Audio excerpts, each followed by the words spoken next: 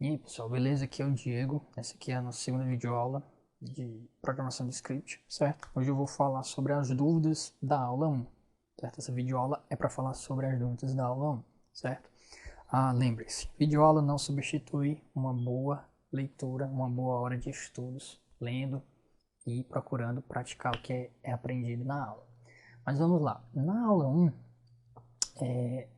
surgiram basicamente duas dúvidas, né? A primeira sobre essa questão dos níveis de acesso do usuário, né? E a segunda sobre a questão 4, em que ela te dava um tutorialzinho que você tinha que seguir na máquina VirtualBox, né?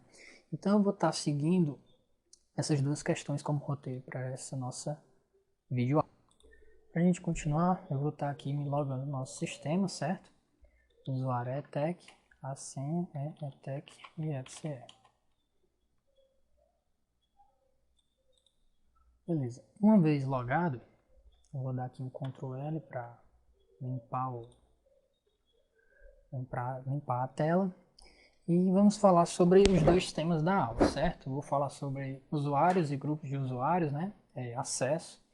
Vou falar sobre alguns comandos básicos e tentar resolver essa questão da questão 4 da atividade, certo?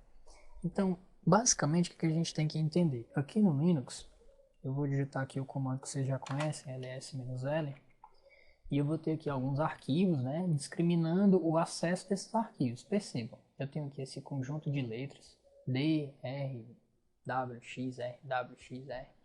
E como é que funciona isso? Olha, é muito fácil.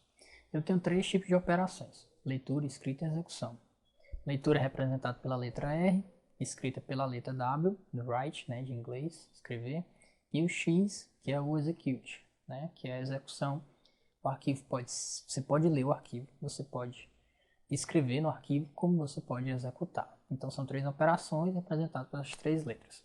Só que eu não tenho só um tipo, só um nível de usuário, certo? Como é que isso funciona? Essas três ações, ler, escrever e executar, podem ser classificadas para os três diferentes níveis, certo? Eu tenho o nível do usuário, eu tenho um nível de grupo e tenho um nível que ele define como outros. Então são três níveis. É por isso que, se a gente observar aqui no começo, eu tenho RWX, depois eu tenho RWX, depois eu tenho R-X, né?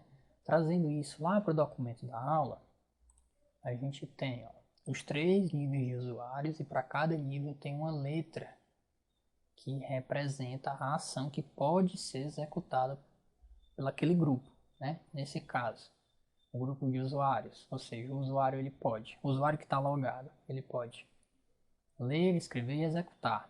Um grupo de usuários pode também ler, escrever e executar. E outros grupos, qualquer outra pessoa que se logue, que não seja o próprio usuário ou o grupo que aquele usuário definiu, também vai poder executar as três ações.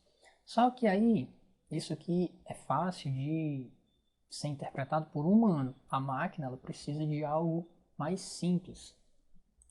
E mais simples seria o que, né? Nesse caso, é justamente uma codificação binária, 1 e 0. No caso, o 1 representa que você pode executar a ação e o 0 que você não pode. Aí o que a gente faz? A gente representa basicamente assim: se o cara pode ler, a gente marca como 1. Se o cara não pode ler, a gente marca como 0. Só que para a gente estar escrevendo 1 e 0, 1 e 0 é muito improdutivo. O que a gente faz? A gente digita o comando em decimal, certo? E a máquina converte para binário.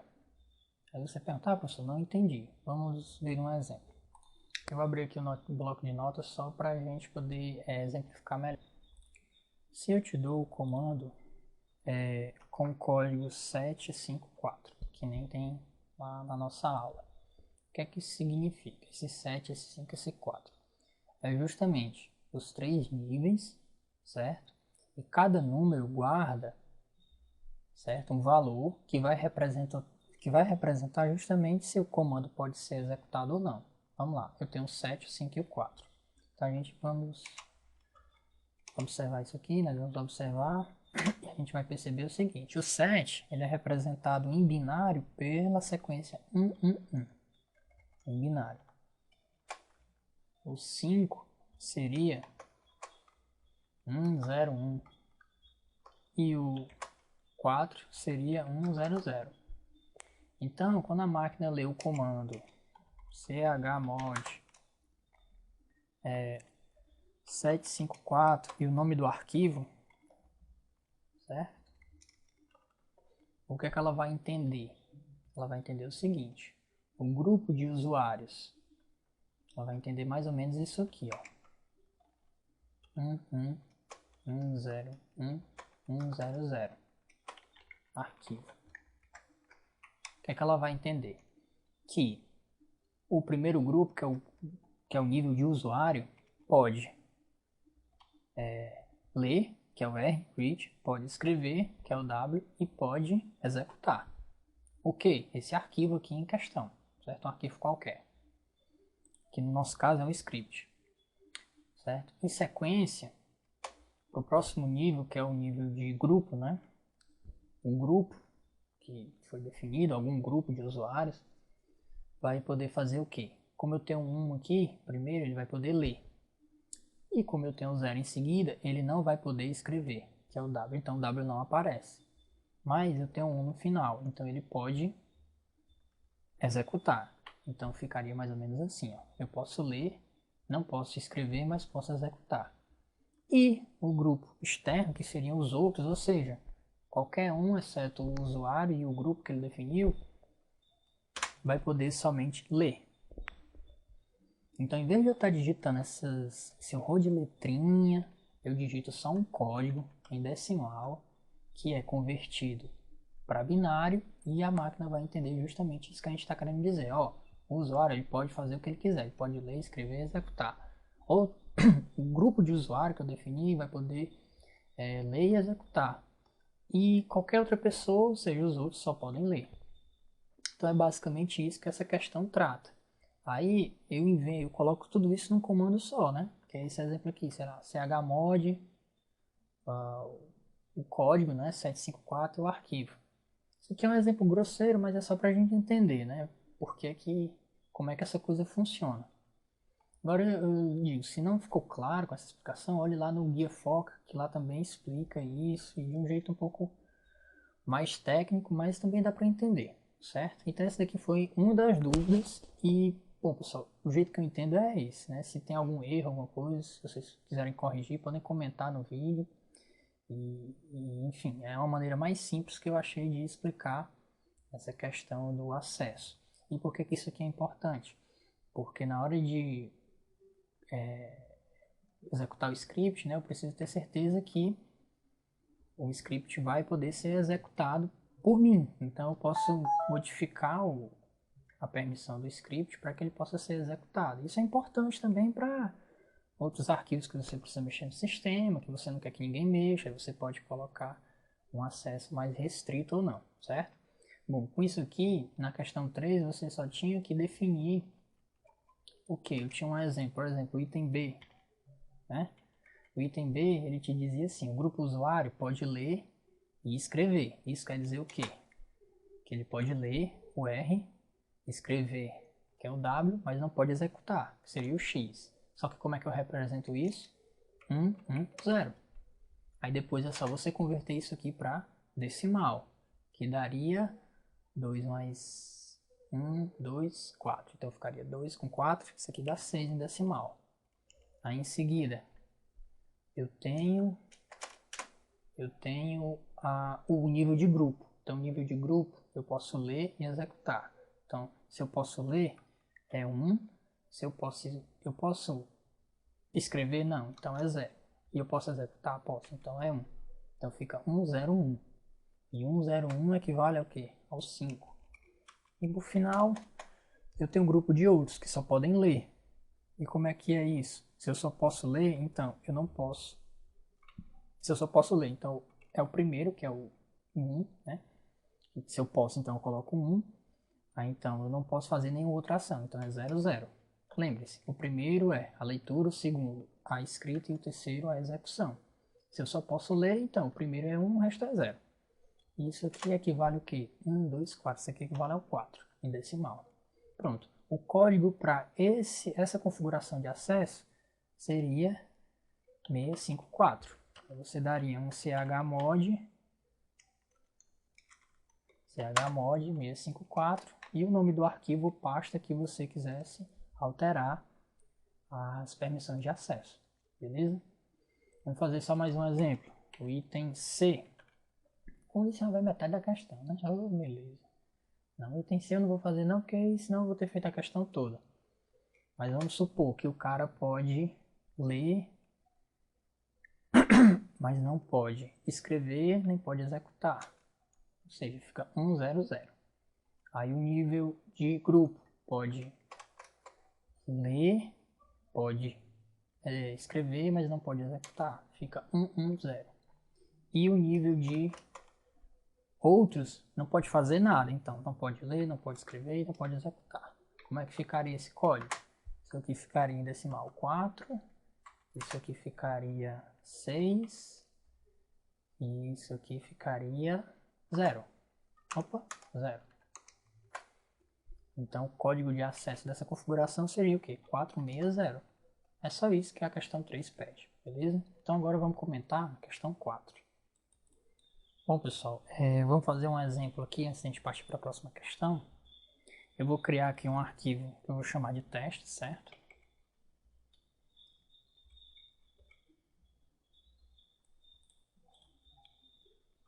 Esse arquivo, teste.txt.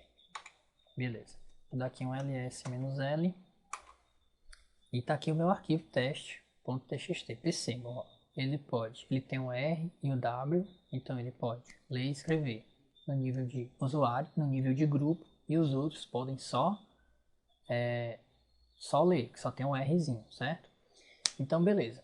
Vamos mudar as configurações de acesso desse cara. Olha como é fácil. Vamos olhar aqui. Vamos supor que eu quero que o usuário leia, escreva e execute esse arquivo. Como é que ficaria? Seria o 7, né? Que nem a gente viu no exemplo passado, o 7.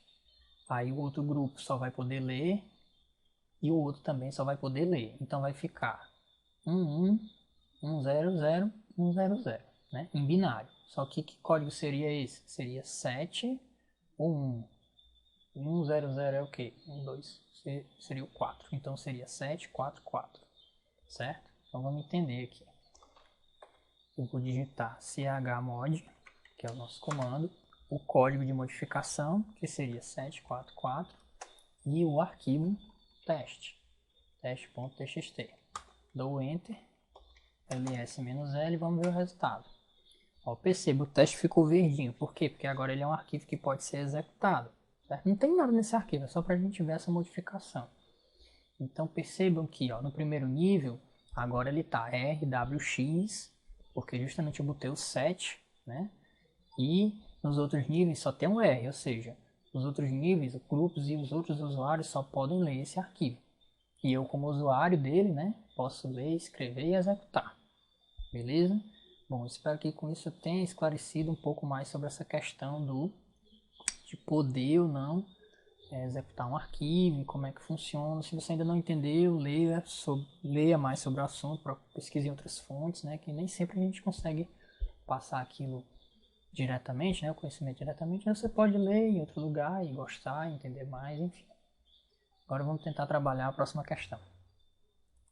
Então beleza, vamos lá, né? Na questão 4, pessoal, é pedido que vocês façam um certo tutorial, né? Vou dar aqui Ctrl L para limpar a tela. Ctrl L. E lá pede para você, entre no diretório /home, /etec, /atividade, aula 1. Vamos ver se esse diretório existe. Eu tenho aqui o diretório atividades. Como é que eu faço para ir para lá? Eu dou cd atividades, certo? Se você quiser, se tiver à vontade, você pode ir de pasta em pasta, né? Tipo, eu tô aqui em atividades, eu dou Enter. Pronto, entrei na pasta atividades, né? Dou um ls, aí tem aula 1, 2 e 3. Aí eu dou cd, aula.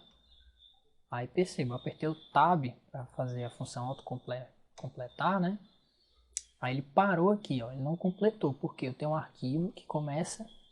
Eu tenho mais de um arquivo, certo? Que pode atender a esse autocompletar, né? Perceba que eu tenho aula 1, 2 e 3, então eu vou lá e digito 1, Em vez de digitar o nome inteiro do arquivo, só digito a partir do momento que ele fica diferente, né? Que ele se diferencia dos outros. Beleza, estou aqui na pasta que foi pedido no item A da questão 4.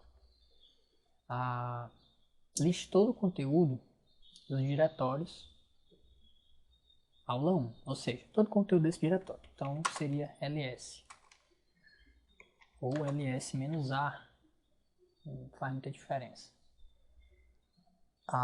Percebam, aqui eu vou ter o que? Arquivo doc, diretório antigo, lista.txt, ou seja, vários arquivos aqui que são inerentes a essa atividade da aula 1. E o que é que acontece? O que é que a gente vai fazer agora? Copie todos os arquivos de texto que possuem a extensão .txt para o diretório que você criou no item anterior. Não, beleza. Eu pulei um item aqui. Então, no item C, você cria um diretório com seu nome. Como é que eu faço isso?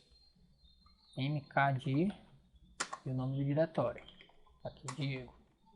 ls, beleza, apareceu o diretório com meu nome, Diego. Aí agora eu vou copiar todos os arquivos txt, todos os arquivos de texto, né? Dica, utilize o comando cp e o coringa asterisco, ou seja, boto cp,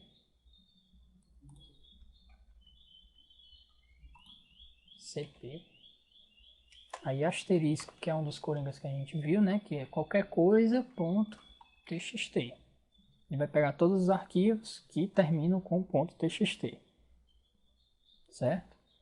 E vou dar um espaço e vou dizer para onde eu vou copiar, que é no caso Diego, né? Eu comecei aqui a digitar Diego e deu autocompletar, ele já digita assim. E dou Enter. Vamos ver se deu certo. Beleza, para ver se dá certo eu tenho que ir cd Diego, dou Enter. Pronto, agora eu estou na pasta de Diego, dá um ls. Deixa eu limpar a tela para ficar mais fácil. ls, pronto, todos os arquivos .txt foram copiados para essa pasta.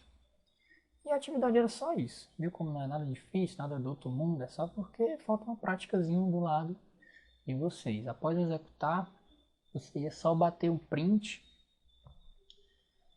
ele pede para executar um comando para listar o conteúdo desse diretório e depois tirar um print, né? Então, tipo, ls-l, tá aí todos os arquivos, lista, notas, roteiros, texto.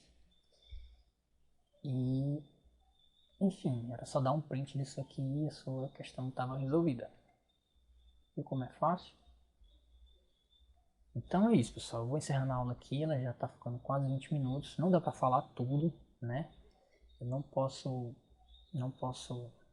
abordar todo o conhecimento da aula, é uma aula bem extensa. E a minha intuição não é substituir a aula presencial, nem nada do tipo. É dar uma ajuda para quem realmente não está entendendo muita coisa. Eu acredito que já dá para se basear, tirar as dúvidas. E entenda, a videoaula não substitui você pegar a aula, ler e estudar uma, duas vezes, não entendeu? Pega outro material, pesquisa na internet, assiste outras videoaulas, estuda, porque é difícil, cara. Só ler a atividade uma vez sobre um assunto que é totalmente novo e você querer que as coisas façam sentido na hora, ou então você esperar que o tutor, o formador, te mande uma mensagem no fórum e isso vai esclarecer todas as suas dúvidas. Isso não existe. Não existe em curso nenhum, nem faculdade pública, nem particular. Tudo é a mesma coisa. Você tem que se virar, pesquisar e estudar por conta própria. Porque quando a gente não quer uma coisa, a gente acha desculpa para tudo. Quem procura acha, né? Então, se você não quer estudar, você vai dar uma desculpa para não estudar. Enfim, eu espero que essa videoaula ajude vocês a resolver as questões que vocês não conseguiram dessa aula, né? Eu vou dar mais prazo para cada aula, depois que eu enviar pelo menos um vídeo de cada aula, certo? Por enquanto aqui é só. Se vocês tiverem mais dúvidas, usem o fórum da aula correspondente para perguntar. E é isso aí, um grande abraço e até a próxima.